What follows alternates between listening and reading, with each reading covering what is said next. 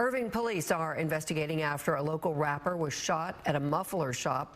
Police say 21-year-old Cato Rivers, also known as FBG Murda, is a suspect in the incident, along with another 21-year-old. Police say there was a fight with the business owners, and the suspect dragged one of the owners with a vehicle. Fox 4's Amelia Jones live with more. Amelia. Hi there, Heather. We went by the muffler shop today, and it was business as usual. The victims declined to speak with us on camera, but told us they walked away from the incident with some bumps and bruises. Meanwhile, other business owners nearby are still in shock by what they saw unfold. Tuesday around 2 p.m., Irving police say two customers got in an argument with the business owners of Zach Muffler's shop on East Irving Boulevard. When the business owners confronted the two men and asked them to leave, police say the men pulled out guns and threatened to shoot the owners. The owners physically restrained the suspects, and when they tried to drive off, police say one of the owners was dragged. During the struggle, a firearm was discharged, and one of the suspects, 21-year-old Cato Rivers, a Dallas rapper, was hit. Rivers, who goes by FBG Murda, has nearly 400,000 Spotify listeners, and he was recently featured as a Dallas-Fort Worth rapper to watch in the Dallas Observer. Now he's in custody at a hospital, charged with aggravated assault with a deadly weapon. Police also arrested 21-year-old Elijah Jacobs. Yeah, we were scared, like, never seen that before. Marta Ordaz watched it all from the Burgertown window across the street. She sent Fox 4 this video of the intersection when police got there. We see a white car with the two guys, younger guys, running fast from the reverse, from the mufflers. And she saw one of the victims had a visible injury to his arm. We don't know how he got hurt, but he was bleeding from his arm. Dana Porcayo's parents own a restaurant near the muffler shop. I was like shocked because it was right here, right in front of them. So something could have happened to them as well. Her mom sent her this video of police surrounding the building. She was concerned for her parents and for the employees at the muffler shop, who she says have eaten at the family's restaurant. They're very friendly. They're nice people. And she hopes nothing like this happens again. I hope that they're okay, that they're healing, that it doesn't happen to them again, hopefully. Police are still investigating who fired the shot. Elijah Jacobs is being held at the Dallas County Jail. His bond has not been set yet, and we're working to learn if Cato Rivers has been cleared from the hospital. Heather. All right. Amelia Jones, thank you. 3 bounty hunters are facing felony charges accused of kidnapping a man they thought was a capital murder suspect. Well, it turns out he wasn't. Fox 4's David Centenary, live tonight, spoke with a man who was pulled from his family's garage and then thrown in a U-Haul. David. Yeah, the bounty hunters thought they had their murder suspect here in Richardson, but it turns out they had the wrong guy. The real suspect is believed to be 7,000 miles away. They said, "What's your name?" I said, Hussein Al-Sadi. Who is Hussein Al-Sadi? A 22-year-old aspiring barber whose family immigrated to the United States from Iraq in 2012. A more pressing question, who is he not? Well, he's not 23-year-old Hussein Al-Sadi, who federal investigators say is on the run in Iraq after cutting his ankle monitor while out on bond for capital murder by terroristic threat in Dallas. Did you know this person at all? No, I never met him in my life. Never even heard of him? Never. Still, 3 bounty hunters now face felony charges, including kidnapping, for wrongfully apprehending Al-Sadi, thinking he was the murder suspect. I'm a professional. Alan Hinton, the leader of the 3 bounty hunters. We'll get back to him momentarily. They just assumed that it was me, but obviously they had the wrong guy. Al-Sadi was cutting a client's hair inside his family's garage in Richardson on June 1st.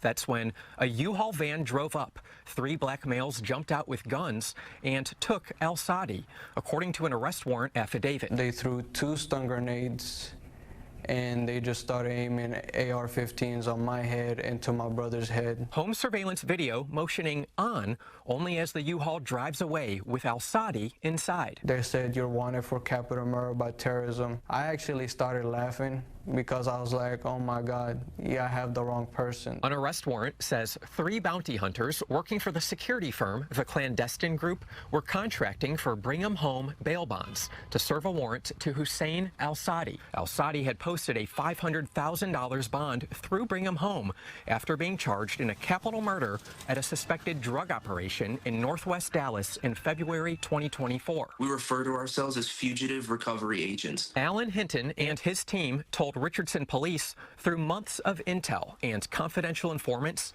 he and the Brigham Home bail bonds company thought Hussein Al-Sadi was their target.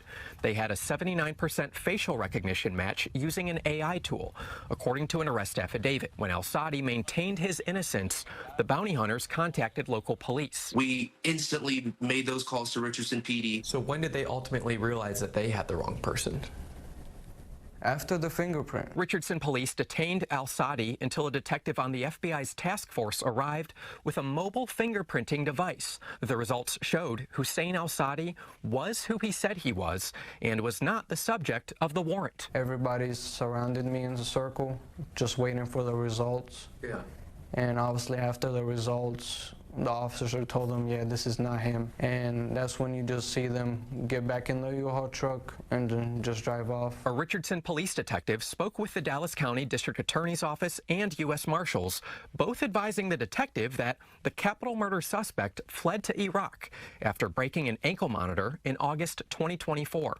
The U.S. Marshals say no one from Brigham Home bail bonds reached out regarding the case, and if they had, Marshals would have said this Al-Sadi was the wrong guy. I would just hope they actually check their information before they go do that and traumatize a family. Hinton says Brigham Home bail bonds provided background information on the suspect, and with that information and additional research, his team identified this Al-Sadi. Hinton says he's not a criminal. It's just not who I am. Just someone trying to make a living while doing a community service. And I do believe right now law enforcement is overworked, and I do believe in having positive interactions with law enforcement and being able to assist them. You know, I do a hard job, and without qualified immunity, it makes things a lot harder for us. Hinton's attorney says his client was just doing his job. My client has no criminal history at all.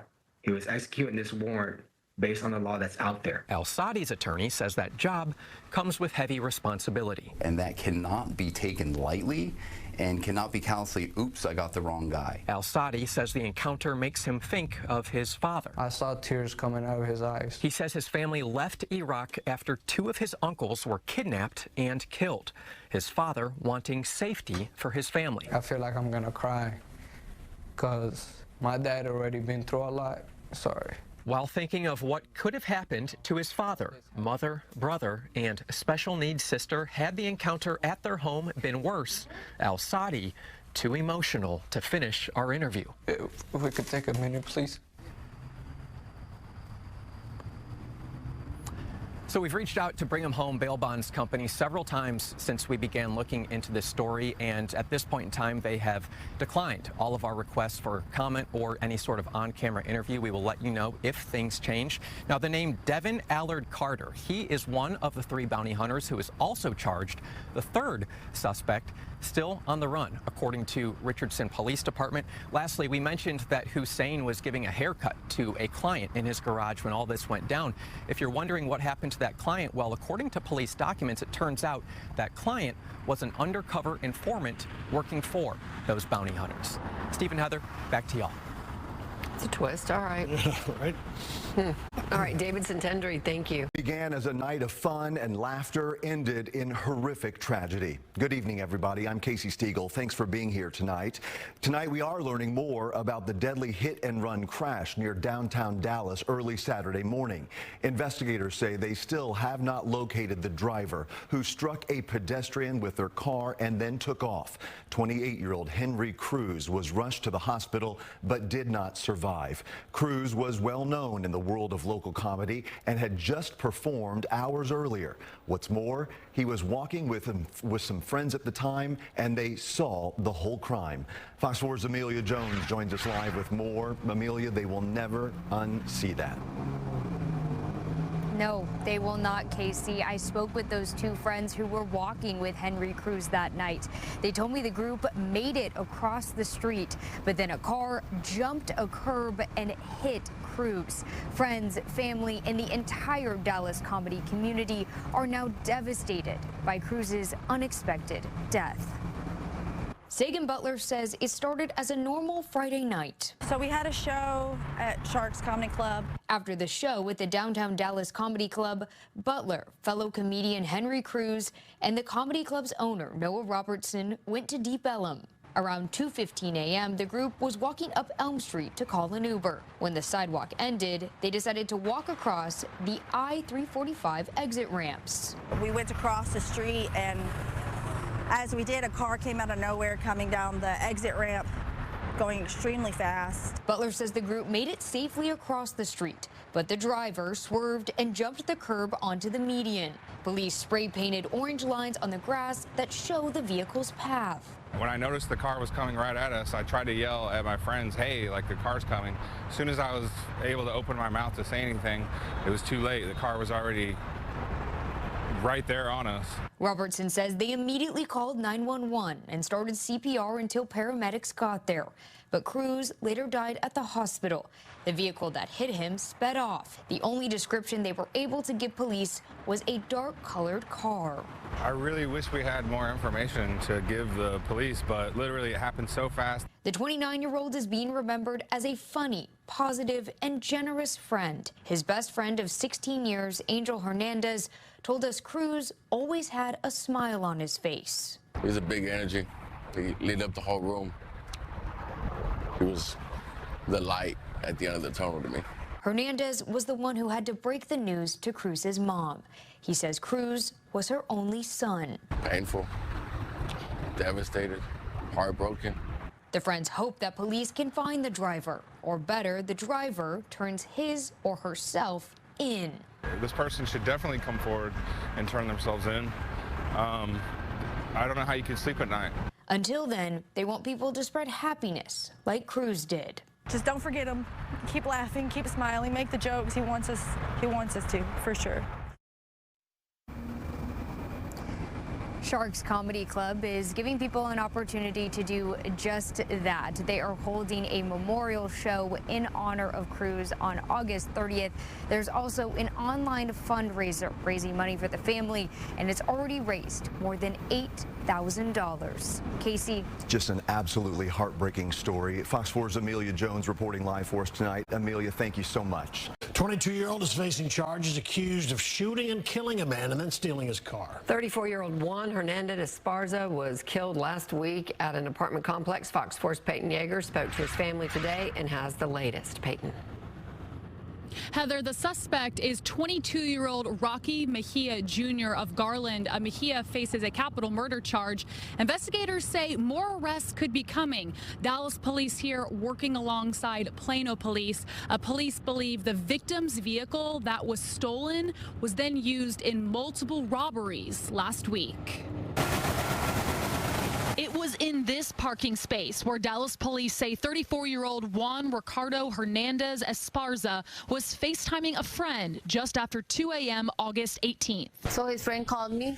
She said she was on a FaceTime call with him, and she heard somebody tell him, get off the car, and he said, no, wait, I live here, but in Spanish. And she couldn't see or hear anything else other than she saw a guy. Juan's younger sister, Jasmine Hernandez Esparza, immediately started calling her brother's roommates, friends, and neighbors at his Northwest Dallas complex. She learned Juan was found shot in the chest, lying on the concrete. He later died at the hospital. They took his life for that car. I mean, Juan Hernandez Esparza purchased this white Honda Civic just a few weeks ago. Jasmine sent Dallas detectives this video, hoping it would help investigators find her brother's killer. Friday, Dallas police arrested 22-year-old Rocky Mejia Jr. of Garland, now charged with capital murder. According to an arrest warrant affidavit, investigators obtained surveillance video from across the street showing a silver Chevy Malibu sedan pull up to Hernandez Esparza's parking lot. Minutes later, the Malibu and the victim's Honda Civic drove off together. Dallas PD able to link that Chevy Malibu to Mejia. Whatever they do to that guy is not going to be enough for what he did to my brother. Multiple investigations are still underway and more arrests could come.